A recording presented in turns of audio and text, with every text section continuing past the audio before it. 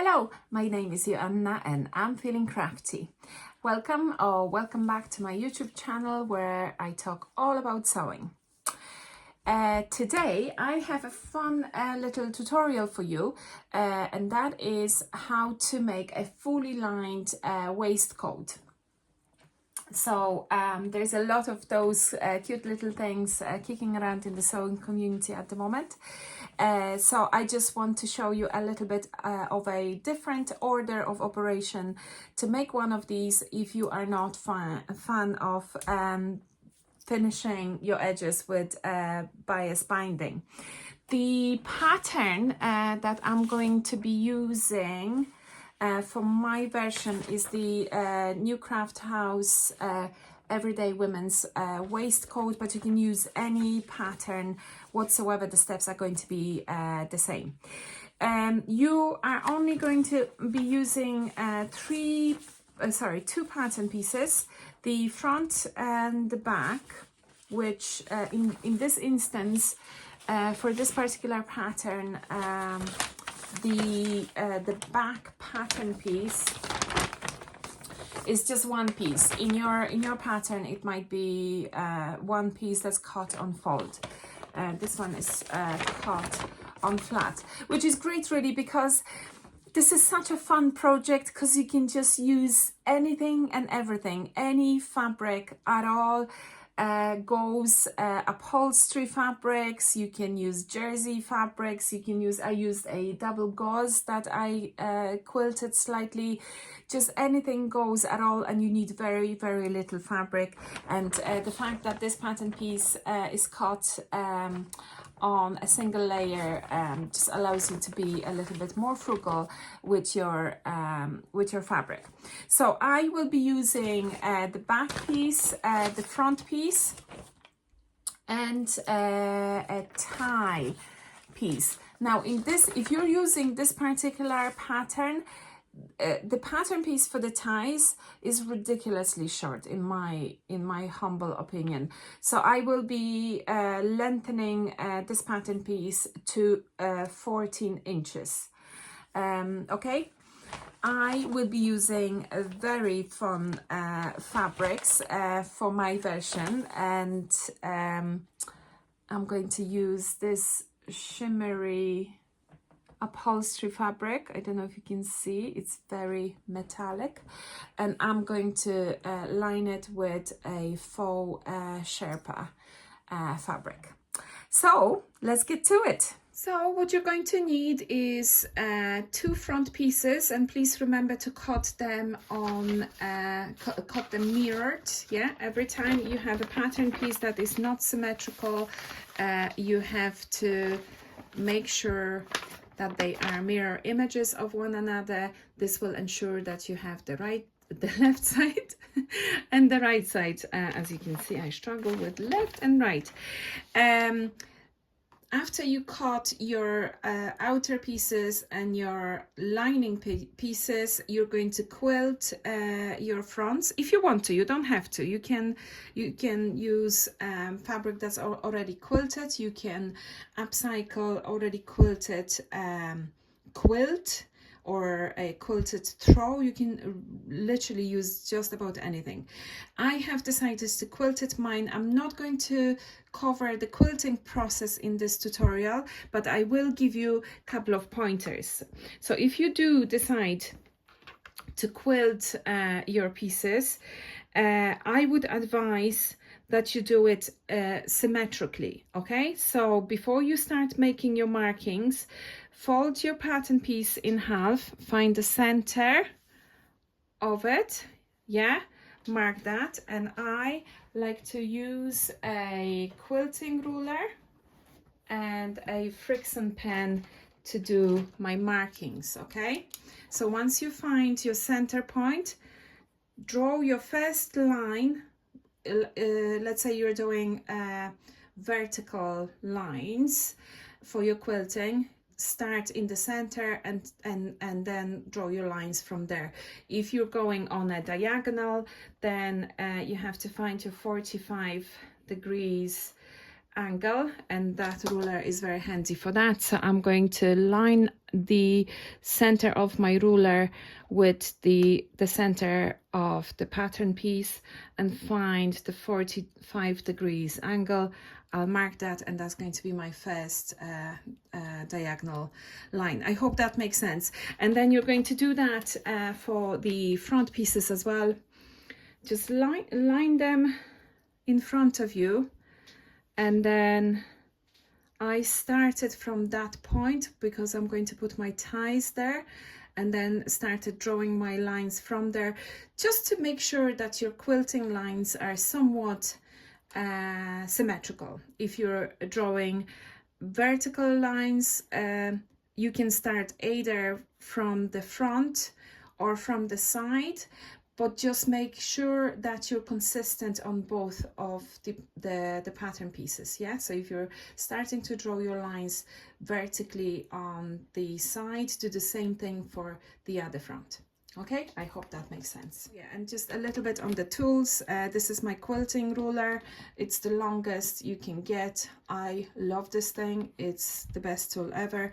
And then I use my Friction pen, and that is heat removable. So I cut all my pattern pieces, my front, my two fronts, my back, and my lining pieces, and now I'm at my sewing machine, and I am going to stitch together my ties. So I'm going to take one strip, I'm going to fold it lengthwise, right sides together, and I'm going to stitch it with 3/8 of an inch seam allowance. I am going to back stitch, always back stitch at the beginning and at the end. If in doubt, back stitch anyway. Okay, I'm going to take few stitches, and now I'm going to pivot, because I'm going to stitch one end of my tie shut. Okay, and now I pivoted, I left my needle down, I lifted my presser foot, and now I'm going to keep going lengthwise. You can pin this together, but I am a little bit of a rebel. So both of my ties are stitched. So on this end I started on the short end, and then pivoted and all the way to the end, and this end of my tie I left open. Okay, so what I'm going to do now, I'm going to clip my corners, being very careful not to cut through my stitches. Okay, and I'm going to do the same thing on the other tie. Okay, and then I'm going to use my loop turner. Is this sorry, that's too big of a size. I'm going to use my loop turner, which is basically a straw. If you ever get milkshakes or the bubble tea and you feel super guilty that your straws are going to kill some turtles, fear not, save them and then use them in your sewing as a loop turner. So take your straw and your chopstick, or I have this tool, but you don't need a fancy tool, you can just fashion one yourself. So slip your straw inside your tube almost to the end, maybe leave maybe an inch, and then gently tuck in. Okay, I had to start it off camera. Now my fabric is very loosely woven, and when I tried to push in my fabric with the pointy bit, it kept piercing through my fabric. So I'm actually using the blunt end of my chopstick. So I'm pushing it into the tube. So I turned one of them. My fabric is quite thick and is not really playing ball very well, so I will attempt to do it again. So I'm putting in my straw on my loop turner inside, and then I'm going to push. I might actually trim this side a little bit more. Hopefully this will help. Okay, I'm figuring it out as I go, guys. Nothing wrong with that. So with the blunt side of my chopstick, I'm just pushing it in. Okay, I'm actually going to show you this way. So the way I like to do that is when I push in the fabric into the straw, I'm pushing with one hand and then pushing the fabric onto the chopstick with my other hand, and the whole thing is kind of resting on my tummy. Okay, and it is a bit tricky because my fabric is very thick. Okay, so I'm in and I've gotten to the other side. See, and now I can just perform a magic trick and pull. Oh god, I'm really showing off, guys. So now you should be able to pull the whole thing out. And while your chopstick is still in, you can just use it to poke the corners of the end of your strap.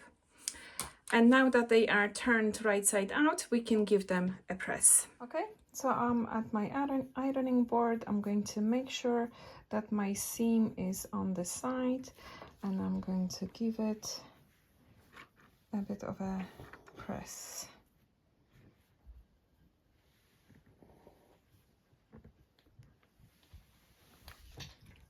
Now, before I baste my ties onto the front of my waistcoat, what I'm actually going to do, I'm going to stitch the shoulder seams, and that will allow me to try on my vest and then determine where I want my ties to go. Okay, so that's what I'm going to do next. So I'm going to line my front pieces on my back piece, right sides together, and I am going to pin my shoulder seam. Okay,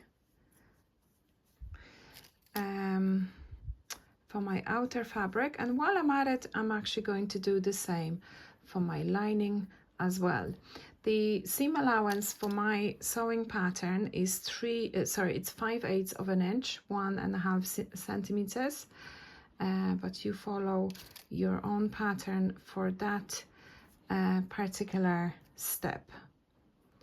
Okay, so that's my shoulder seams pinned for my outer fabric, and I'm going to do the same for the line. I'm at my sewing machine and I have aligned the edge of the fabric with my 5/8 of an inch seam allowance marking on my machine's plate. If you struggle with keeping 5/8 of an inch seam allowances for your projects, I recommend using a piece of washi tape and tape that on your machine plate to help you be consistent with your seam allowances. Okay, so I'm going to back stitch, and I am going to stitch my shoulder seam and back stitch at the end, and I'm not even going to break my threads, and I'm going to put the other shoulder under the machine as well. So that's my second shoulder piece, and I'm lining up.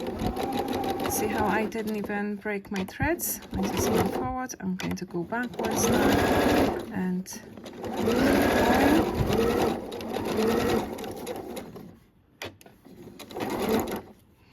and now I am going to grab my lining pieces and do the same without even breaking my threads.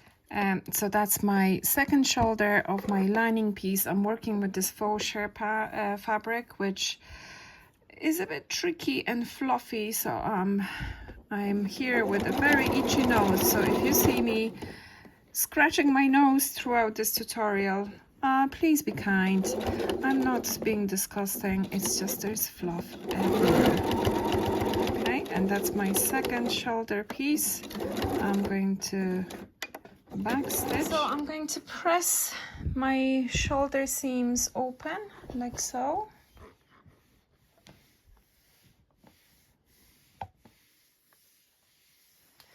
And then I'm going to do that for the second shoulder and for my lining shoulders as well. And then I'm going to grab the front pieces, the outer pieces, and I'm going to quickly try them on to determine where I want my tie to go. So I have stitched my shoulder seams, I pressed them open, and now I am just trying it on to see where I want my tie to go. And I think that I am going to put it kind of right in between my boobs. Okay, so I'm going to pin one of them, and then I'm going to transfer that marking to the other side so it's symmetrical, and I'll show you how to do that. Okay, so that's my one tie pinned. What I'm going to do now, I'm going to lay the other piece. I'm going to make sure that all the edges match like so, and then I'm going to take my marking tool and I'm going to transfer, see where my pins are here, I'm going to transfer that marking, or I might even put a pin in there, and that is to ensure that everything is matching and level, and that those two ties are going to meet in exactly the same spot. So I transferred that marking. I'm going to grab my other tie and I'm going to pin it with the open side matching the raw edge. I'm going to take 2 pins and I'm going to baste it within the seam allowance. So I did a little basting stitch on both of them to keep them in place, and now what I'm going to do, I'm going to roughly pin them to the, I'm so professional knocking down my tripod. So what I'm going to do is I'm just going to pin those to the outer fabric. Now I'm doing that so they are not flapping around on the inside. I just don't want to accidentally cut them in seams they're not supposed to be in. So I'm just going to pin them out of the place. Okay, all right. Now, so the first step of the construction of our waistcoat is to stitch together the shoulder seams, both on the outer fabric and the lining fabric. Okay, once you have that done, our little ties, they're just an accessory. Okay, you may put them in, you may not. So once that's done, you are going to finish the arm side and the neck opening. So we're going to take our lining fabric and place it right sides together. Okay, and I'll show you how I do that. Okay guys, the next step, I'm going to make you a little dizzy because I have to lift my tripod. So the next step is to stitch the arm size on both sides and then finish the neck opening. Okay, so what you are not going to do is so the side seams, they're going to be left open for now, and the bottom. Okay, so the second step of operation after you've closed up the shoulder seams is to finish the neck, and by neck I mean all the way to about here. Okay, where exactly doesn't matter, it doesn't have to be exact, just as long as the bottoms are flapping open, okay? And then the arm side, so one big seam here, one big seam the other side, and then all the way around the neck and the front, okay? Now, this pattern has been designed to be finished with bias binding, okay? So therefore, these seams here don't have seam allowance designed in them, okay? So what we're going to do, we're just going to stitch 3/8 of an inch seam allowance, which is the width, it's the distance between your needle and the edge of your presser foot, or 1 centimeter, okay? Remember, we used 3/8 of an inch for our shoulder, so any construction seams, which is the shoulder seam and your side seams later, we're going to use 5/8 of an inch as designed by the designer. But for all those seams, because they have not been designed to stitch together, they've been designed to be bound with bias tape, we will use 3/8 of an inch seam allowance. So I'm at my sewing machine, itching my nose and questioning my fabric choices, because my sewing room is getting fluffier by the minute. So I'm just going to start with my arm side seam. I'm going to backstitch. Not sure if you spotted that. I lost my thread there, but let's pretend that didn't happen. So I'm going to backstitch, and as you can see, I am using 3/8 of an inch seam allowance, which is the distance between the needle and the edge of my presser foot. So all I'm doing is making sure that the edge of the fabric is flush with the edge of the presser foot. I am not looking at the needle. I am just slowly going around the curves, not sewing through the pins, and just making sure that all is flush under my machine.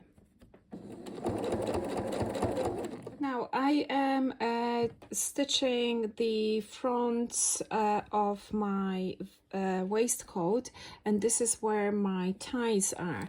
So I am going to stitch through them, okay?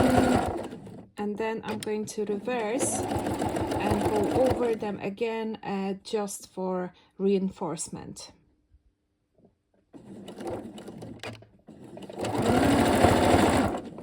I am officially covered in fluff. I have just sneezed off all of my makeup, keeping it real. Okay, so all of my arm size and the necks are stitched together.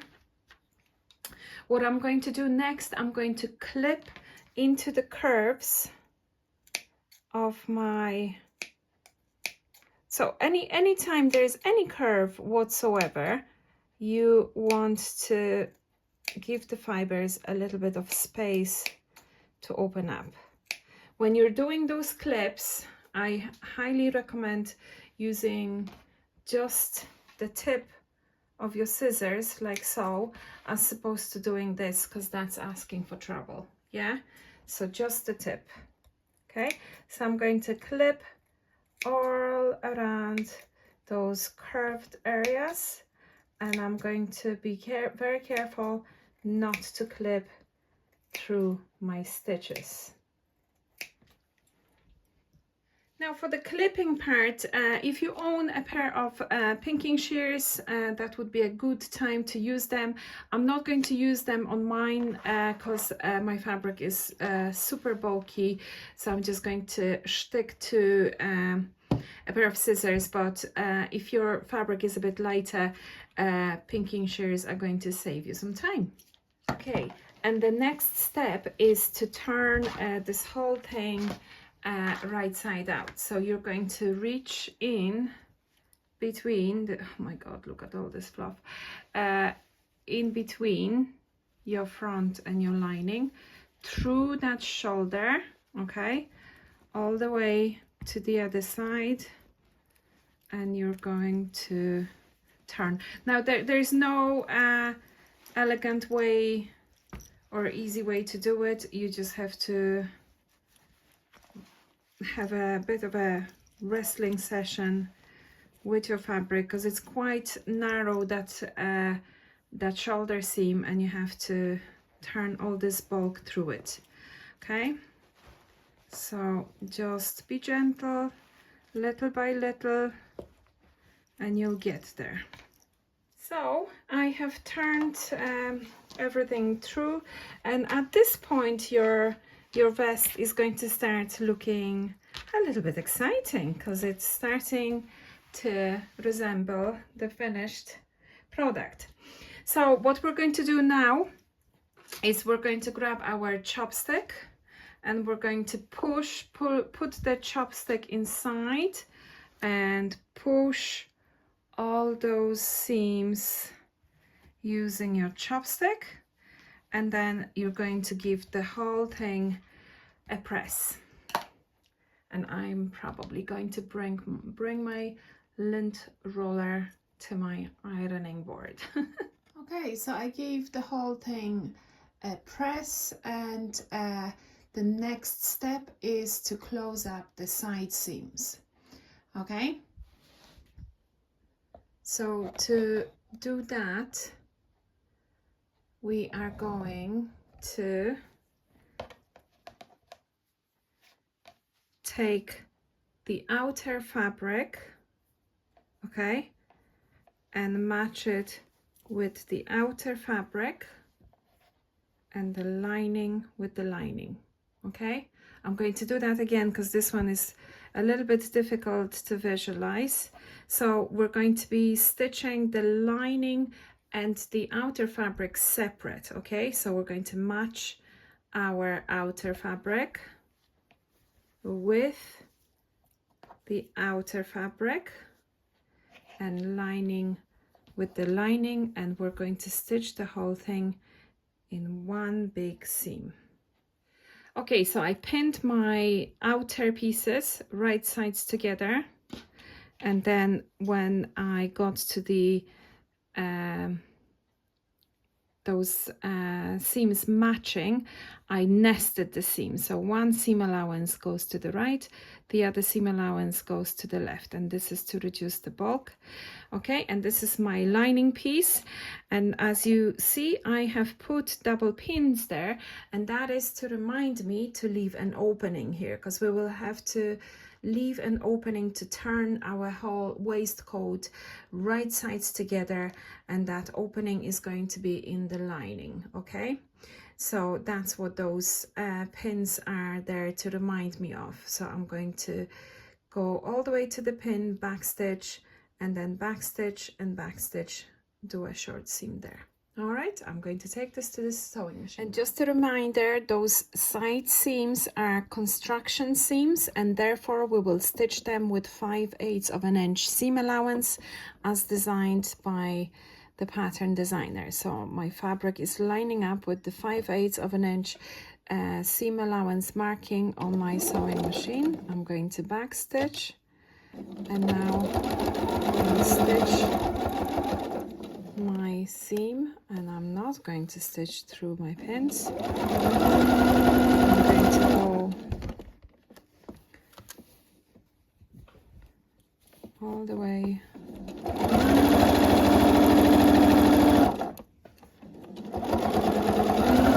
okay, and now I'm getting to that seam in the very armpit, so I'm going to make sure that those seams are facing this way and that way, so they're nicely nested.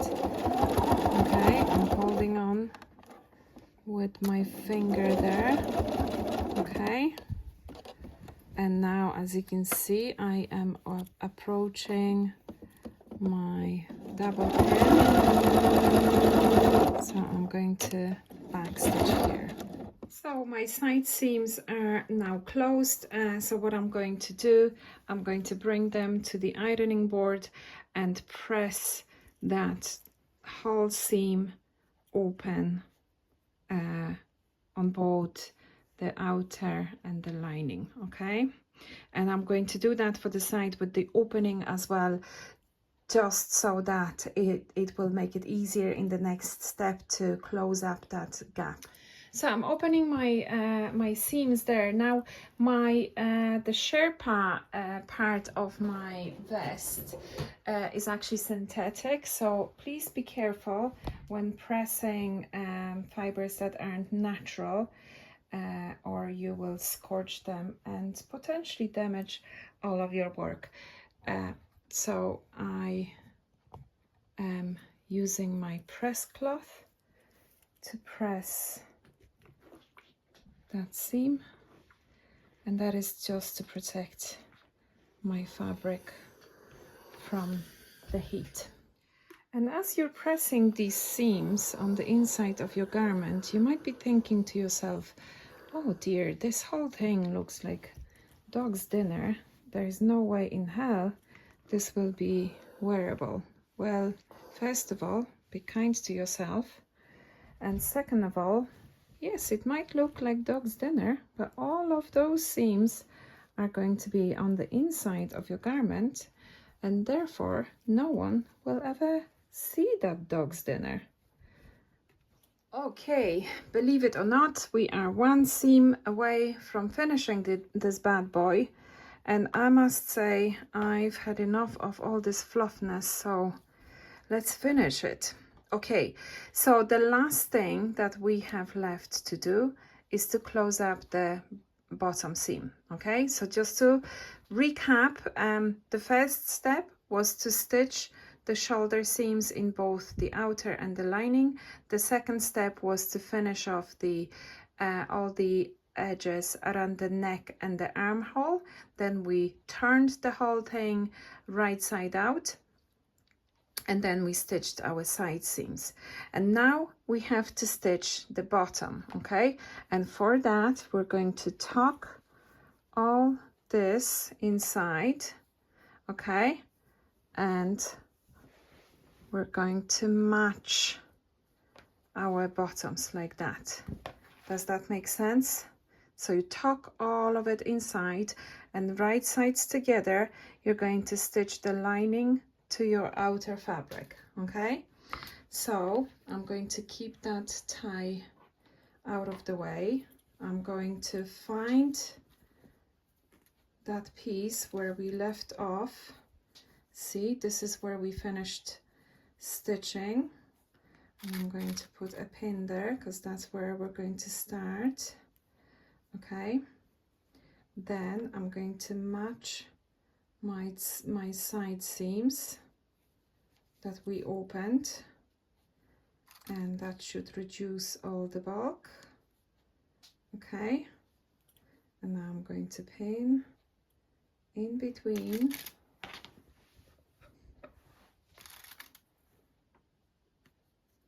Okay,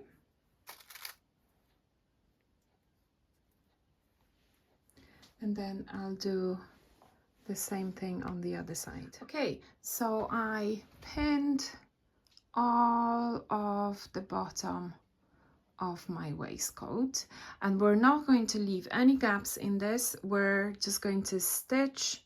Remember, we finished stitching somewhere here, and we're going to continue that seam all the way, and we're going to stitch this with 3/8 of an inch seam allowance. Okay, so I have just stitched all the way the bottom of my waistcoat, and before I turn the whole thing through that opening we left in our lining fabric, what I'm going to do, I'm going to clip the curves, because the bottom of my waistcoat is a little bit curved, so I'm going to clip into these curves like so. Okay, so I clipped my curves on this side and on this corner. And now I'm going to reach through this hole and turn the whole thing right side out, and I'm going to do that off the camera because surely all the fluff is going to send me into a sneezing fit. And I just turned the whole thing right side out, and I am so happy. Now the last thing that we need to do is to slip stitch the lining of our waistcoat. You can stitch this on the sewing machine if you want. I prefer to do this by hand because this will give nice clean finish and will make my vest completely reversible, which is what I want. And here you have it, our waistcoat, completely reversible, all finished, and yeah, absolutely gorgeous. I don't know if you can see the shimmer of this fabric. I am so excited. Sorry, I'm still itching my nose from all the fluff around the room. I love these. This is my third waistcoat that I made. It's a great way to winterize your summer dresses, or like maybe your spring dresses, to add a little bit of warmth and style to your dresses. I hope you enjoyed this tutorial. If you did, give it a thumbs up, share it with your friends, and if you decide to make your very own reversible, fully lined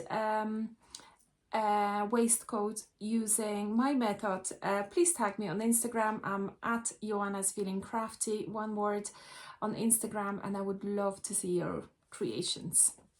Happy sewing!